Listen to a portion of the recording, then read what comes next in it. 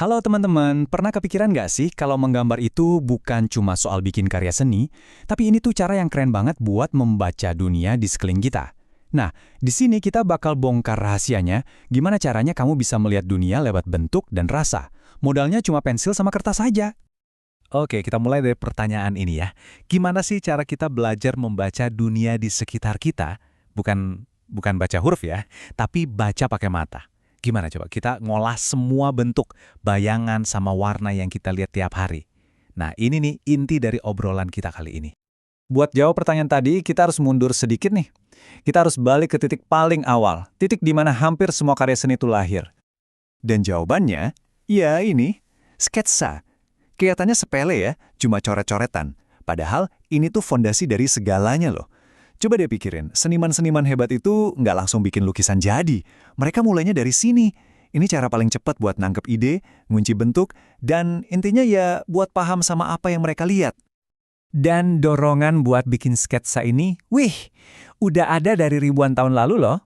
Bayangin aja, dari gambar-gambar di dinding gua zaman purba sampai ke era modernnya S. Sujono, benang merahnya tuh jelas banget.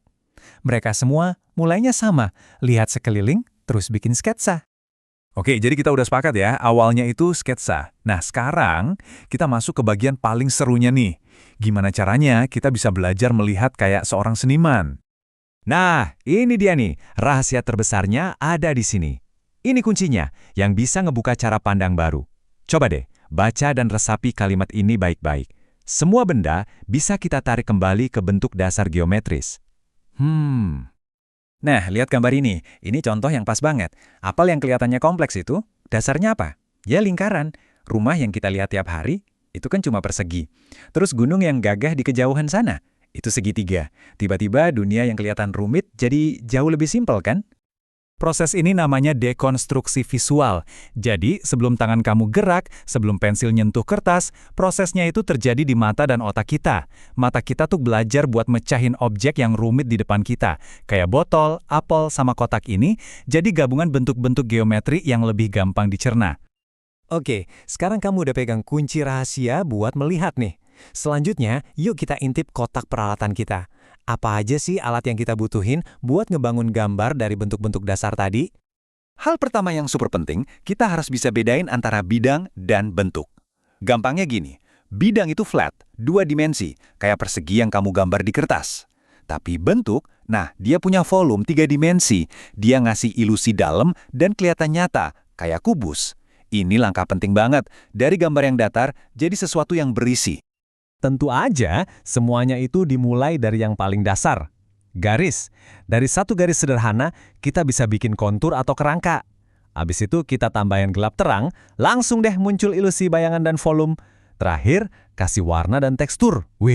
Objeknya jadi kelihatan hidup dan nyata. Dan inilah semuanya, 8 unsur seni rupa. Dari titik, garis, bidang, sampai bentuk, ruang, warna, tekstur, dan gelap terang. Anggap aja ini tuh kayak alfabet visual kamu. Dengan 8 huruf ini, kamu bisa nulis cerita visual apapun yang kamu mau. Oke, teorinya dapat, peralatannya juga udah siap. Pertanyaannya, gimana cara kita ubah semua ini jadi aksi nyata? Yuk kita bedah langkah-langkahnya. Prosesnya itu bisa dipecah jadi 4 langkah simpel.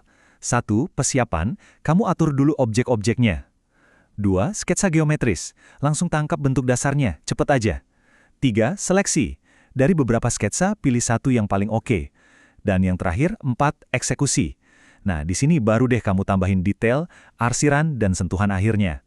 Ini resep yang bisa kamu ulang terus buat gambar apa aja. Jadi, apa sih kesimpulan dari semua ini?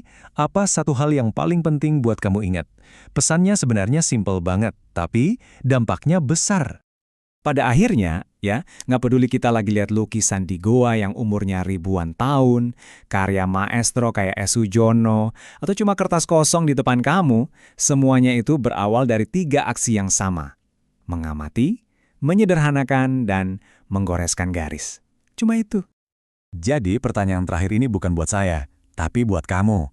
Sekarang kamu udah punya senjata baru ini. Cara pandang baru buat membongkar dunia secara visual, kira-kira apa yang bakal kamu lihat pas keluar dari sini nanti? Coba deh, mulai amati sekeliling kamu, sekarang juga.